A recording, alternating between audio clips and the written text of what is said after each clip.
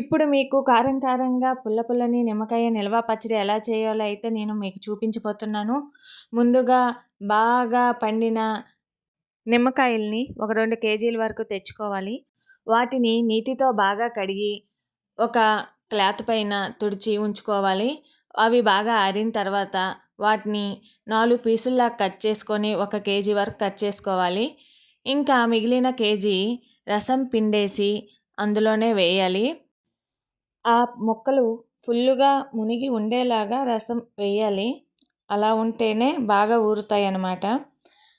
ఏ water కానీ ఇలాంటివి add చేయకూడదు. అందులోనే 2 స్పూన్ల పసుపు యాడ్ చేయాలి. ఇలా పిండేసి పిక్కలు వేరు చేయడం వల్ల మనకి ఎటువంటి ఇబ్బంది ఉండదు ఊరగాయకి. ఎందుకంటే పిక్కలు కొంచెం చేదుగా ఉంటాయి. కనుక అవి లేకుండా మనం ఇలా పిండేసుకుంటే బాగుంటుంది. ఇలా ముక్కలు నిండేలా రసం ఉంచడం వల్ల అవి కొంచెం బాగా ఊరుతాయి. ఇంకా మెత్తగా అవుతాయి కూడా. ఇంకేమి యాడ్ చేయని అవసరం ఉండదు. పసుపు వేసిన తర్వాత వీటిలోనే చిన్న గ్లాసుతోని ఒక 2 గ్లాసుల ఉప్పునైతే వేసుకోవాలండి.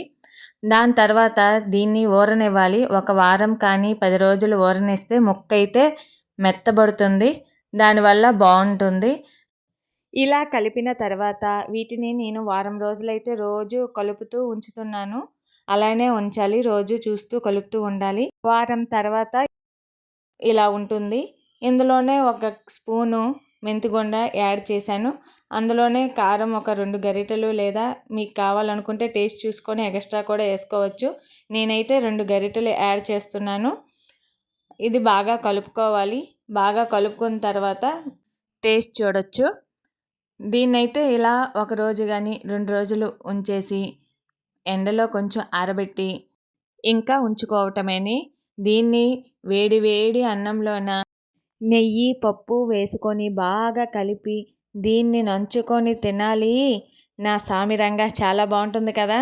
ఇంకెందుకు ఆలస్యం అండి, మీరు కూడా ట్రై చేసేయండి. కారం కారంగా పుల్ల పుల్లని నిమ్మకాయ నిల్వ పచ్చడి అయితే రెడీ. మీరు కూడా ట్రై చేసి మీ కామెంట్ని తెలియజేయండి. అలాగే మన ఛానల్ని ఇంతవరకు సబ్స్క్రైబ్ చేసుకోకపోయిన వాళ్ళు ఎవరైనా ఉంటే సబ్స్క్రైబ్ చేసుకోండి. లైక్ చేయండి, షేర్ చేయండి. అలాగే మరికొన్ని విషయాలు తెలుసుకుందాం అందరము.